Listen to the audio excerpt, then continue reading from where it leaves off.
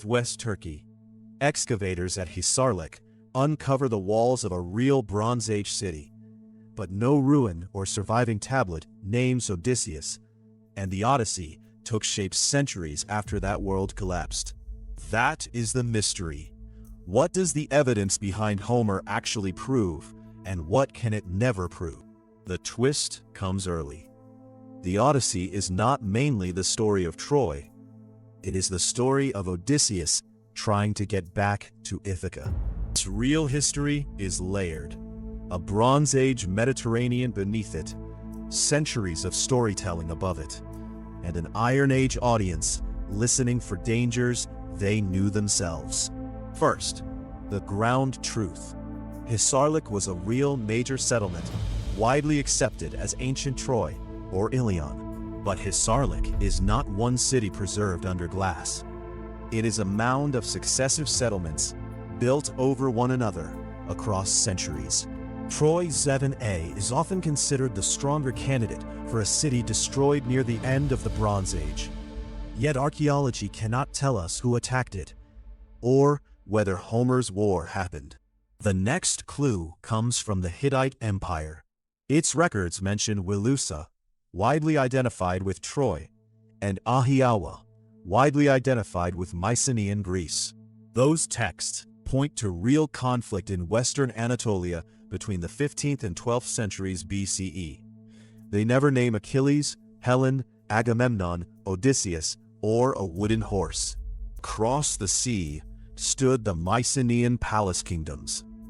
Their officials wrote inventories on clay in Linear B, an early form of Greek. Those tablets record administration and supplies, not Homer's plot. No tablet verifies Odysseus, Penelope, or the Trojan horse. Then, the palace system collapsed around 1190 BCE, and writing disappeared from Greece for centuries. A world of records went silent. Any possible Troy War background belongs around the 13th or early 12th century BCE.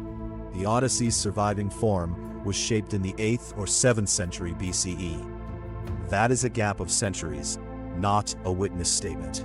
So the poem carries cultural memory, treasured old names, bronze prestige, and stories of richer kings, reshaped for listeners living in a different age. Its repeated phrases reveal how that reshaping worked. Homeric singers used inherited verbal formulas, like musicians using familiar riffs to keep a performance moving. Even Homer is uncertain. Perhaps one poet, perhaps a conventional author name, perhaps a larger tradition. We have no contemporary biography that securely settles it. And the text itself kept moving. The oldest known Odyssey papyrus, dated about 285 to 250 BCE, contains 3 book 20 lines, absent from the standard text. That does not make the poem worthless as history.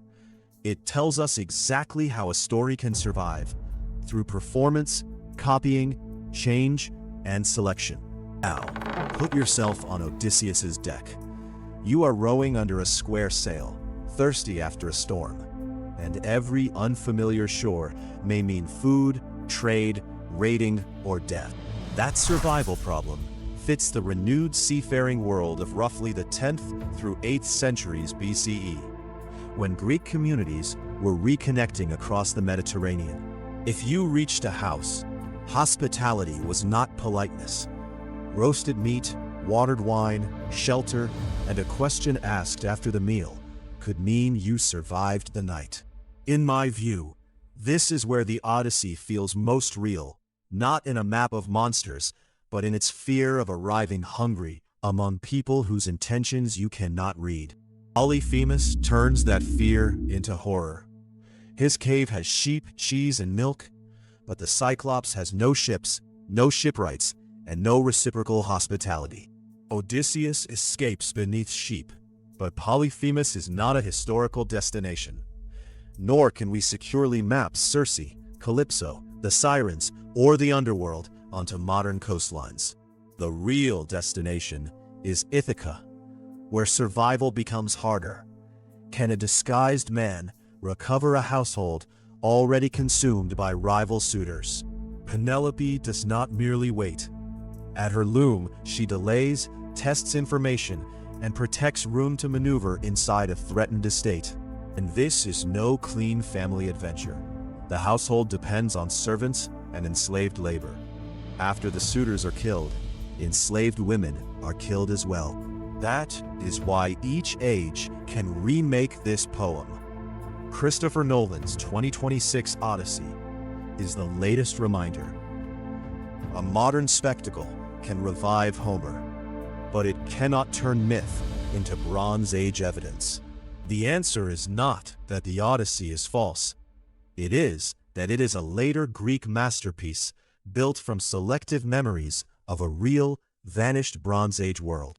So, Odysseus's route is not a recoverable historical itinerary, and Troy's real ruins do not prove his voyage. What survives is more revealing. Greeks remembered old palaces and wars, then made those fragments speak to a newer seafaring world where a stranger's table, a storm, or a contested home could decide whether you lived. The Odyssey endures because its deepest question is not, where was the Cyclops? But, how do you get home when home has changed? Do you see the Odyssey first as Bronze Age memory or as an Iron Age story that made that memory new? Thanks for watching. If this was worth your time, a like and a subscribe help more of these get made.